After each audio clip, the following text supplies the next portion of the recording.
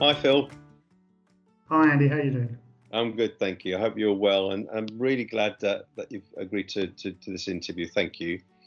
Can I ask you to start by introducing yourself, please? Yeah, so I'm Phil Aves. I'm the change maker for Lowestoft Rising, working up in Lowestoft. And my role is to just work across the system, really, supporting police, health, county, district council, and the voluntary sector to just trying to make Lowestoft function as well as it can. So putting people together, helping support people, trying to troubleshoot where there's blockages in the system, that just hopefully people get the best service they can, really. That's my role. Thank you. How long has the Lowestoft Rising been operating, by the way? So we started in late 2013 as a strategic partnership. So we've got some longevity now in the time we've worked, and we've worked with schools to improve attendance, attainment, and their career aspiration. We've worked with drug, alcohol, and homelessness and mental health. We've worked on pride, and we've worked on partnership working, co-production, collaboration to get people working together, really. So that's been our main aims. Fantastic. Thank you. Thanks for that context. My first question is partly for you to answer personally and also a little bit wider. How are you looking after yourself during this pandemic, and how are you supporting your team? I say team in inverted commas. Yeah. Well, the good thing, the bizarre thing is I don't really have much of a team because I'm a kind of lone wolf in that respect. But I do work across the whole system, so I kind of continually chat to colleagues to make sure they're okay. Particularly one of my many roles, I'm the mental health ambassador for Lowestoft now, so I've got a real passion about that. And whilst we're not having the kind of meetings we used to have and checking in, because we always used to start our meetings with a how's your mental health score from 0 to 10, as you well know, we've not been able to do that. But I've still been able to, when I'm talking to colleagues, to ask how they're doing, taking time out from the work questions to ask the private questions about how you're keeping, what are you doing, is everything okay? So I think that's really important. And often, in my role, I have the ability to ask those questions because it's not a supervision meeting. It's none of those things. It's just genuine care and responsibility. And then for myself, we had a really busy time, which I'm sure we'll probably touch on during COVID, what we were doing. But just to look after the gym's closed, which is a nightmare for me. So I've just been taking myself. We're blessed that I can get on the beach and walk, and I can get on Cartmel Marshes and walk. And so I've been taking myself on long walks to unwind at the end of have been quite busy days, but trying to look after myself, learning that we have to share and talk, and just trying to keep myself fit and well, really. That's good to know. Physical, mental well-being, and nice to hear about the compassion for the people that you work with as well. Thank you, Phil. The second question is this: so, what role did you play during the early months of COVID? My normal life is meeting after meeting after meeting across the system because the breadth and depth of the role. But with everything closing down and everyone working from home, and initially there were hardly any meetings that weren't COVID related, that work was clearly going to dry up. But at the same time, obviously, we needed a community response to COVID, and the role I played before and my knowledge in connectivity was really key. So I joined the council's community team, Rachel Tucker and her team, and together we kind of put together the emergency hub for Lowestoft to coordinate the response for the community. So we were working 7 days a week, fairly long hours initially, taking all the calls from local residents who needed food, help with medicine, help with anything else that came up as a result of them being isolated, shielding, or trapped indoors. So it was a very different role, a very hands-on, practical role, but also working with all the friends and colleagues and groups that we knew about on the ground, and those who were still out there helping we made sure we connected up. So the food bank, the churches, the groups that were able to help, outreach groups that were going out to give people homeless food, etc. We made sure we connected with all them, and we used every bit of resource that we had to do the best we could. And we had a lot of calls. We had, particularly in Lowestoft, we had a large number of people who needed that help, that reassurance. Some of them were just very lonely and, isolated, and, sometimes you ended up having a half an hour conversation with someone in addition to sorting out a volunteer to do their shopping. They actually just wanted to talk to someone. So it was an interesting and different role, but it gave you a real insight into what COVID had done to our communities, really. Amazing how quickly that was brought together. Can you describe, was there a change in the type of caller or the type of calls that you were receiving from the early few weeks all the way through to the latter couple of months?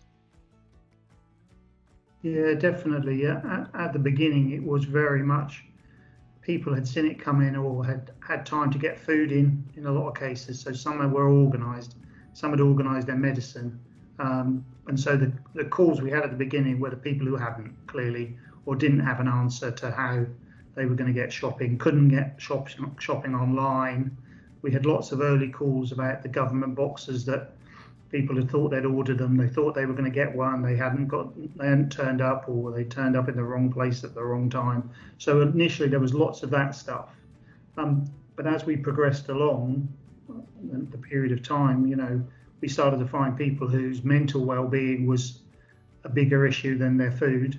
But we also found other people who food had run out, and because for the first 8 weeks they'd managed in what they had in the house because they'd stocked up, they were then they hadn't used the service, they hadn't thought about it, and then got to a point where, actually, I haven't got any food left, but I don't know what to do because I've been all right for 8 weeks. So, even late in the process, we were talking to people who were using our service for the first time, not aware that we were there to help them, had been clinging on for grim life, if you like, and suddenly realised there was a service that they wished they'd have known earlier, but had stoically carried on. And then towards the end, particularly, we tried to encourage people self-help, to get supermarket slots to find solutions, to get chemists to deliver medicine. But then it became more about people's well-being and loneliness and not having anyone to talk to. And so as part of the work we did, we also put in a befriending scheme so that those people who wanted to help could help by phoning those people who needed help. And that was really nice, cathartic community thing that sprung out of it. And we're desperately pushing on to keep that going, because the people who benefited at the time will still benefit, because even though people can go out, if you've got no one to go out with and you've got no one to talk to, you still don't necessarily have an awful lot of engagement. So we're keen that carries on. So that was the kind of change we saw. And towards the end, there were still people who had managed to eat food out for 12 weeks somehow, and then were grateful that there was a system. That's good to know.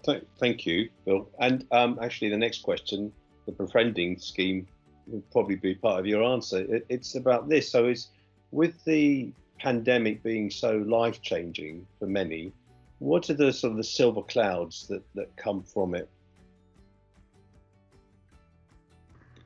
Yeah, I mean, it was. I mean, it was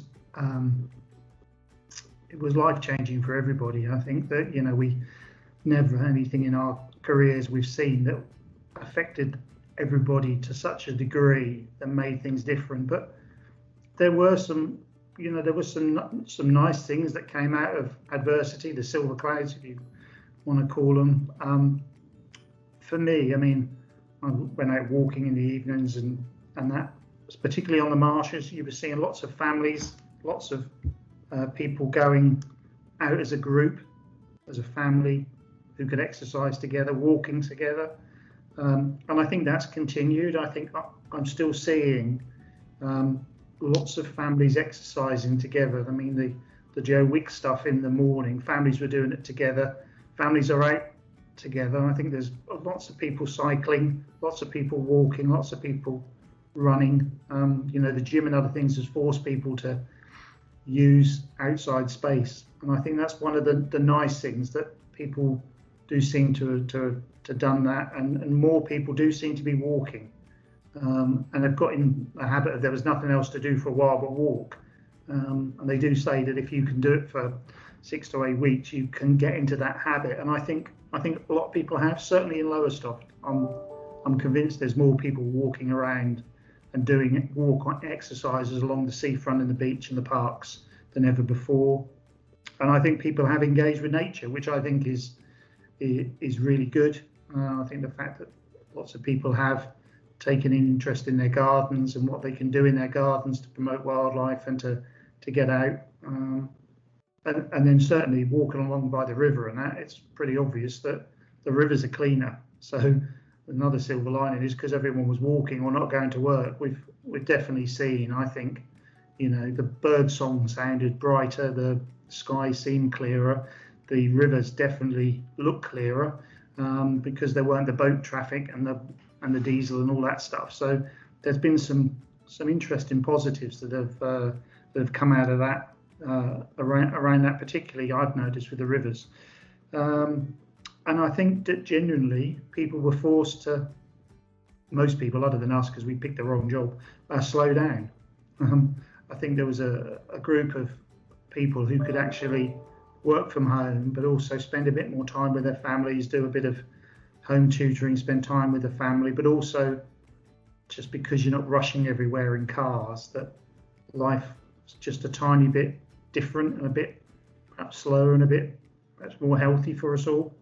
Because I think we all probably work at 100 miles an hour far too often, and there seemed to be something around, well, you can lay in a little bit longer and you can get a bit more sleep and you can be a little bit more relaxed, and there's nothing wrong with going sitting in the garden for 10 minutes and having a break from the screen and all that kind of stuff. So I think there's something really positive about that, and I think that's one of the things that lots of people who were called at home have enjoyed. And neighbourhoods. I mean, certainly the Thursday night clap for NHS and then for key workers did bring streets together. And I know, the street I live in, people are still chatting to each other more than they chatted before, because they were all coming out for that period of time. And there was actually a little bit of disappointment in our street when we reached the last week of the clap, because people had enjoyed coming out and on a Thursday evening and talking to each other, and someone socially distanced, brought wine out on the last night and served everybody, which would never have happened before. So I think there's been something about that, and a bit of supportive gardening and conversations and plants being handed over fences and stuff that certainly never happened last year or previous years. So there's something around that that's happened that's definitely been a bit different. So there's some silver linings in a grim old time, I guess. Quite, I don't disagree with you at all. It has been better for the environment, and it can in the future, if we stick to it, be better for us physically, and in way of the way we connect as a community as well. Thanks, Phil. That leads me on to the last question, which is about the future. So what learning do you think will come from the outbreak?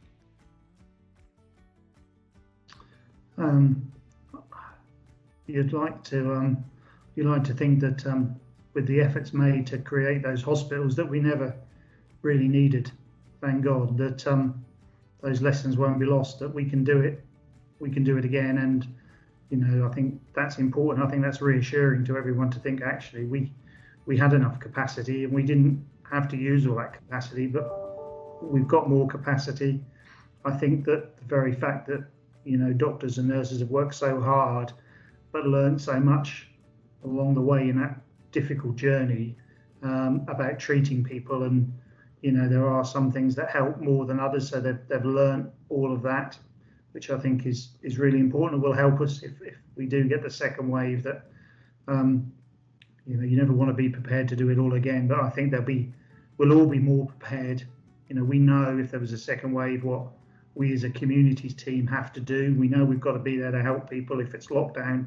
If it's a local lockdown, we know that we're going to have to stand up that system again to do shopping for people and meds and people who can't go out.